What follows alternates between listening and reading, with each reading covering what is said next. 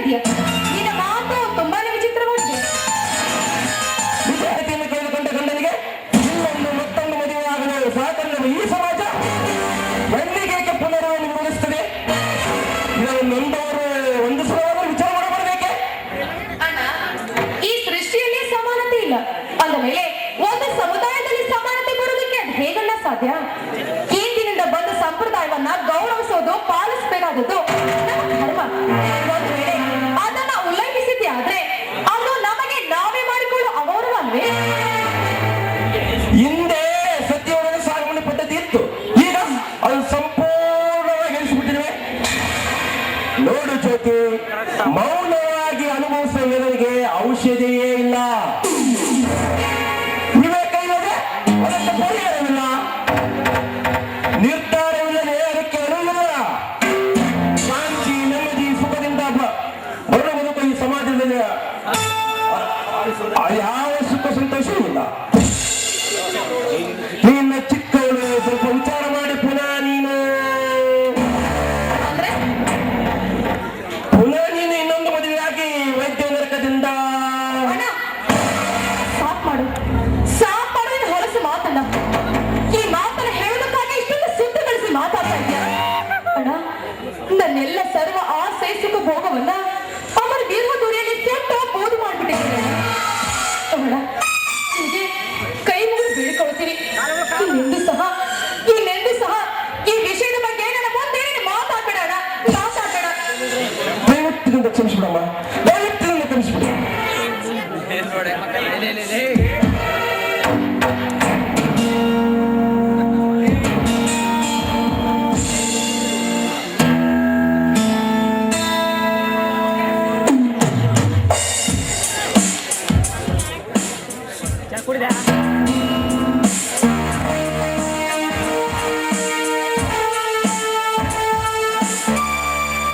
ಸುದ್ದಿ ಬಾಳೆ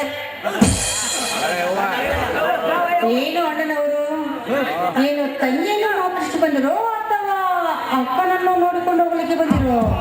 ಎರಡಕ್ಕೂ ಎಲ್ಲಮ್ಮ ಸಂಕೇತ್, ನೀವು ಒಬ್ಬಳೆ ಬಂದ್ಬಿಟ್ಟಿಲ್ಲ ಅವನಲ್ಲಿ.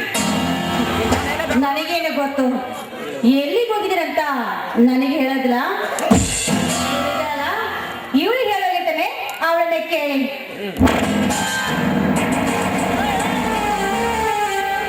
ಶ್ರುತಿ, ನೀನು ಸಂಕೇತ್ ಶ್ರುತಿ ಇಬ್ಬರು ಸೇರಿ ದೇವಸ್ಥಾನಕ್ಕೆ ಹೋಗಿ ಅಂತ ಹೇಳಿದ್ವಿ. ನಿಜ ಅಣ್ಣ, ಶ್ರುತಿ ನನ್ನ ಬಗ್ಗೆ ಸ್ವಲ್ಪ ಗೌರವ ಕೊಡೋದಿಲ್ಲ. ಅವಳು ಎಲ್ಲಿಗೆ ಹೋದ್ರು, ಎಲ್ಲಿಂದ ಬಂದ್ರು ನನಗೇನು ಹೇಳುವುದೂ ಇಲ್ಲ, ಕೇಳೋದೂ ಇಲ್ಲ. ಅವಳ ದೃಷ್ಟಿಯಲ್ಲಿ ನಾನೊಂದು ಕೆಲಸದ ಆಳು ಅಷ್ಟೇ. ಅವಳೆಲ್ಲಿ ಹೋಗಿದ್ದಾಳೆ ಅಂತ ಗೊತ್ತಿಲ್ಲದೆ ಮುಚ್ಚಿಡೋದಕ್ಕೋಸ್ಕರ ನಾನಿನ ಮುಂದೆ ಸುಳ್ಳು ಹೇಳಿದೆ ಅಷ್ಟೇ. ಅದೆಂತ ದೊಡ್ಡ ಗುಣಮ್ಮ ನಿಮ್ದು. ನಮ್ಮ ಶ್ರುತಿ ಇಂಥ ದುರ್ಗುಣಗಳಿರುತ್ತಾರೆ. ಸ್ವಲ್ಪ ಇರು, ವಿಚಾರ ಮಾಡಿ ಬರ್ತೇನೆ.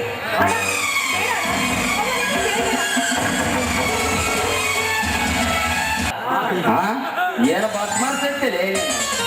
ಇವಳು ಕಾಸ ನಮ್ಮ ಅಕ್ಕನ ಮಗಳು ಇದ್ದಂಗ ಅದೇಳ ಅಂತ ನನಗೆ ಯಾವಾಗ ಹೇಳಿದ್ದೇನಲ್ಲಿ ಎಲ್ಲ ಬಿಡಿ ಅಂತಾಡ. ಅವ್ನಿಗೆ ಎಲ್ಲಿ ನೆನಪು ಬರ್ತಾ? ಹೋಗಲಿ, ನಿನ್ನೆ ಒಂದ್ ಸ್ವಲ್ಪ ಪಟ ಕಲರ್ ನೋಡ್ಕೊಂಡ್ ಸಿಕ್ಕಡನಪ್ಪ. ಇಲ್ಲ ಗೋವಿಂದಪ್ಪ, ಯಾರು ಹುಡ್ಕೊಂಬಂದ್ರು, ಹೆಣ್ಣ ಅಥವಾ ಗಂಡು? ಏನೋ ಹೆಣ್ಣಿನ ಕಡೆ ಅಂತ ಕಾಣುತ್ತ. ನನ್ನ ನೋಡಿ, ಸ್ವಾಮಿ ಇಲ್ಲಿ ಕಂಟ್ರಲ್ಲ ವೆಂಕಟರಾಮನ ಮನೆ ಎಲ್ಲಿ ಐತೆ ಅಂತ ಕೇಳಿದ್ರೆ, ಅದಕ್ಕೆ ನೀವು ಏನ್ ಹೇಳಿದ್ರಿ? ಯಾರಪ್ಪ ನೀವು ಅಂತ ಕೇಳಿದ್ರೆ, ಅದ್ರಾಗ ಒಬ್ಬ ನಿಮ್ ಬಾಬಯ್ಯನಂತ ನಿನ್ನ ರಾತ್ರಿ ನಂಡತಿ ಗಂಡರ ಅಂತ ಅಲ್ಲ ನಿಮ್ಗೆ ಸುದ್ದಿ ತಿಳಿಸೋಕೆ ಹೋಗಿ ಮಳೆ ಬರೋ ದಾರಿ ಕಟ್ಟ ಹೋಗ. ಅಯ್ಯೋ ಅಯ್ಯೋ ಬೆಂಕಿ, ಹಾಗಾದ್ರೆ ಮದುವೆ ಆಗ್ಬಿಟ್ಟೇನೋ? ಇಲ್ಲ, ಸತ್ಯವಾಗಿಯೂ ಇಲ್ಲ. ಅವ್ರು ಏನೋ ಕನ್ಫ್ಯೂಸ್ ಆಗಿರ್ಬೇಕಂತ ಕಾಣ್ತದ. ಅಲ್ಲ, ಮದುವೆನೇ ಆಗಿಲ್ಲ, ಎಲ್ಲಿಂದ ಮಕ್ಕಳು ಯಾಕೊಂಡವ? ಮಕ್ಕಳಿಗೆ ಮದುವೆಗೆ ಏನು ಸಂಬಂಧಪ್ಪ?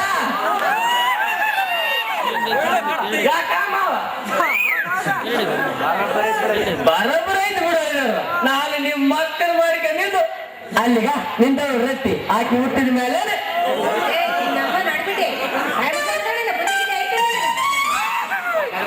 ಯಾಕವ್ವ ಅದ್ರಾಗೇನು ತಪ್ಪು? ಅಂದಾಜು ಹೆಂಗ್ ಕಾಣುದು ಹಂಗ ಇರ್ಬೋದು ಕಾಣಿಸ್ತದ. ಯಾಕ ಎಂಕಣ ಏಯ್ ಕರೆ ಹೇಳು. ನೀನು ಸುಳಪಳ ಹೇಳಿದ್ರೆ ನಾ ಕೇಳಲ್ಲ ನೋಡು. ಏನೆಲ್ಲ ಆಗ್ತೈತೆ ನಾನು ಕರೆ ಹೇಳ. ಏ ರತಿ ಹಾ ನಿನ್ಗೆ ಯಾಕೆ ಅವ್ನು ಚಿಂತಿ ಹಾ ಕಾರಣ ಸುಳ್ಳನ ಇರಲ್ಲ ಇಲ್ಲಿಂದ ಪಿಕ್ಚರ್ ಟೈಮ್ ಹಾಕಿ ಹೋಗೋಣ ನಡಿ ಮತ್ತೆ ಇರೋಣಿನ್ ಬಾಯ್ ನನಗಾಗ್ತೈತಿ ಪಿಕ್ಚರ್ ನನ್ನ ಗಂಡ ಪಿಕ್ಚರ್ ತುಂಬ ಕೂತ್ರ ಏನಾಗಿದೆ ನಿಮ್ಮ ದಾಡಿ ಅಲ್ಲಿ ಹಾಗೆ ನನಗ ಏನೋ ಒಂದ್ ಸ್ವಲ್ಪ ಬಿಸ್ಕಟ್ ಏನಾಗಿಲ್ಲ ತಿನ್ನ ಇನ್ನ ಬಾಳ ಐತಿ ಆಗದ ಇನ್ನ ಟೈಮ್ ಬಾಳ ಐತಿ ಈಗ 2:30 ಐತೆ ಎಲ್ಲ ಮಾಡಿ ಬಿಟ್ಟಿದಪ್ಪ ಏನ್ ಬಿಡಿಸಿದ್ಯಪ್ಪ ಎಲ್ಲ ನಾನೇ ಬರಕ ಹೆಂಕಣ್ಣ ಏನು ಇಲ್ಲ ನಾ ಎಲ್ಲಾರ ಒಂದು ಒಳ್ಳೆ ಹುಡುಗಿ ಇದ್ರೆ ತೋರ್ಸಂತ ಹೇಳಿದ್ದೆ ಅವಳು ತನಗೆ ಹೇಳ್ತಿನ ತೋರಿಸಿ ಹೋಗ್ತಿದ್ಲು ಈಗ ಯಾರೋ ಅಡಿ ತಪ್ಸ್ಕೊಂಡು ನನಗ ಮಗ ಹುಟ್ಟೇನಂತ ಹೇಳಕ್ ಬಂದಾರಲ್ಲ ಆ ಸುದ್ದಿ ಕೇಳಿ ಸ್ವಲ್ಪ ಪರ್ಷನ್ ಹೇಳ ಅಷ್ಟೇ ನಾನ್ ಯಾಕೆ ನಿನಗೆ ಸುಳ್ಳು ಹೇಳಿ ಅವ್ರು ಯಾರನ್ನಾರು ಹುಡ್ಕೊಂಡು ಬಂದಿರ್ಬೇಕಂತ ಕೇಳ್ತದ ನೀ ಸ್ವಲ್ಪ ನಿಂದ್ರ ನಾನು ಬೇಗ ಹೋಗಿ ವಿಚಾರ ಮಾಡಿಕೊಂಡು ಬರ್ತೇನೆ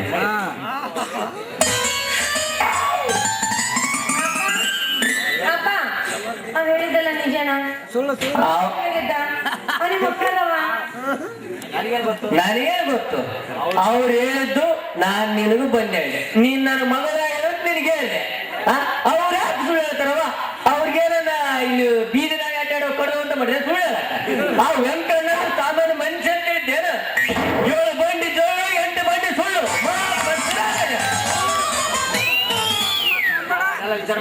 ನಾನು ಅದನ್ನೆಲ್ಲ ವಿಚಾರ ಮಾಡಿಕೊಂಡು ಬರ್ತೀನಿ ನೀನು ತಿರುಪತಿ ಜೊತೆಲಿ ಪಿಕ್ಚರ್ಕ ನೀನು ದೌಡ್ ಬಂದ್ಬಿಡು ನೀನ್ ಬರಕನ್ನ ನಾವ್ ಇಲ್ಲೇ ನಿಂತಿರ್ತೀವಿ ಅಡ್ಡಾಡಿ ಅವ್ನು ಸುಮ್ಮನೆ ಪಿಕ್ಚರ್ಕ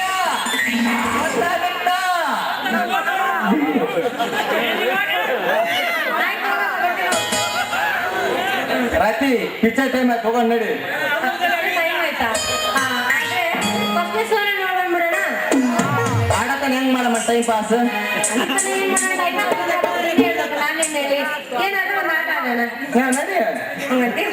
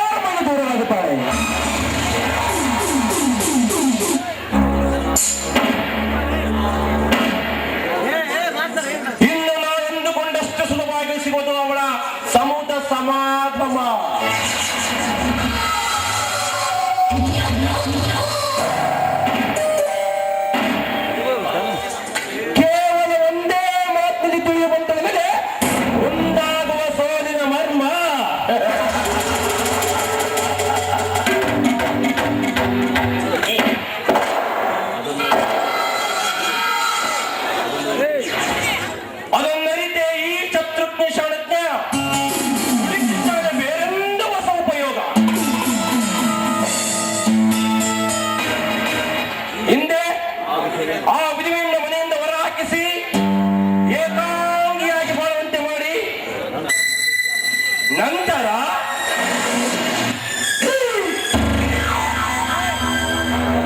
ಪರದೇಶಿಯಾದ ಆ ಸುಂದರ ಏಕಾಂತನಿಯ ಪ್ರವೇಶಿ ಅನೇಕ ಆತಂಕಗಳನ್ನು ನೆಟ್ಟಿ ವಶ ಮಾಡಿಕೊಳ್ಳಬೇಕು ಆ ಮತ್ತೆ ಇರುವಾಗ ಮದುವೆ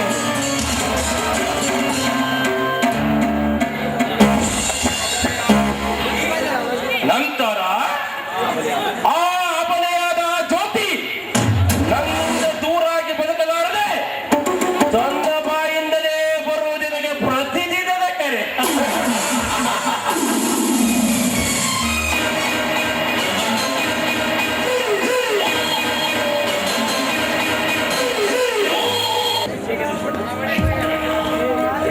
ಇವತ್ತು BHEL ಫ್ಯಾಕ್ಟ್ರಿಯಲ್ಲಿ ಮೊನ್ನೆ ನಡೆದ ಇಂದಿನ ಆಯ್ಕೆ ಪಟ್ಟಿ ಹಚ್ಚಲಿದ್ದಾರೆ.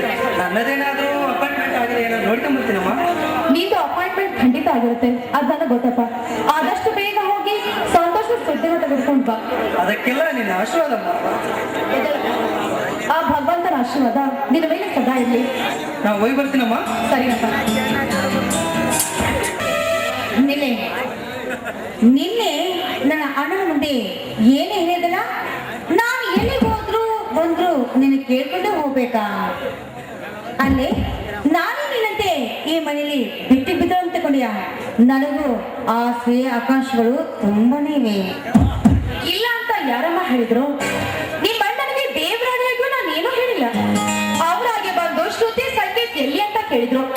ಏನೋ ಗೊತ್ತಿಲ್ಲದ ನಾನು ದೇವಸ್ಥಾನಕ್ಕೆ ಅಂತ ಹೇಳಿದೆ. ನಂತರ ನೀನು ಒಬ್ಬಳೇ ಬಂದಿದ್ದನ್ನ ಕಂಡು ಸಂಗೀತ ಎಲ್ಲಿ ಅಂತ ಕೇಳಿ ಎಲ್ಲವನ್ನ ತಾವು ತಿಳಿದುಕೊಂಡ್ರು. ಇದರಲ್ಲಿ ತಪ್ಪೇನಿದೆ? ಓಹೋ, ಸತ್ತ ಹರಿಚಂದ್ರ ಮಗಳು ಇವಳು. ಬೆಕ್ಕು ಕಣ್ಣು ಮುಚ್ಕೊಂಡು ಹಾಲು ಕುಡಿದ್ರೆ ಯಾರಿಗೂ ಗೊತ್ತಿಲ್ಲ ಅಂತ ತಗೊಳ್ತಂತೆ. ಏನು ಗೊತ್ತಿಲ್ಲಂತೆ ಮರಣ ಮಾಡಬೇಡ. ಶ್ರುತಿ, ಏನ್ ಮಾತಾಡ್ತಾ ಇದ್ದೀಯ ನೀನು? ನಿನ್ನ ನಾಲಿಗೆ ಹಿಡಿತದಲ್ಲಿರ್ಲಿ.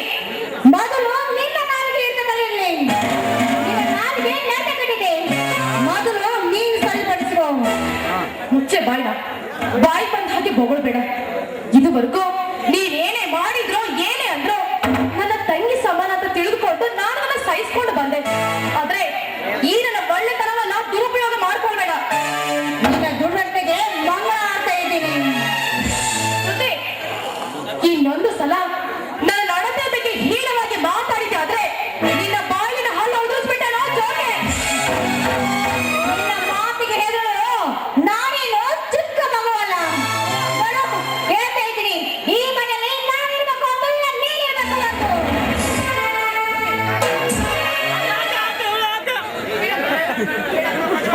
ಅವಳ ಮೇಲೆ ಕೈ ಮಾಡಿದೆ ಆದ್ರೆ ನಿನಗೆ ನನ್ನ ಮೇಲೆ ಆಣೆ. ಕತ್ತಿಗೆ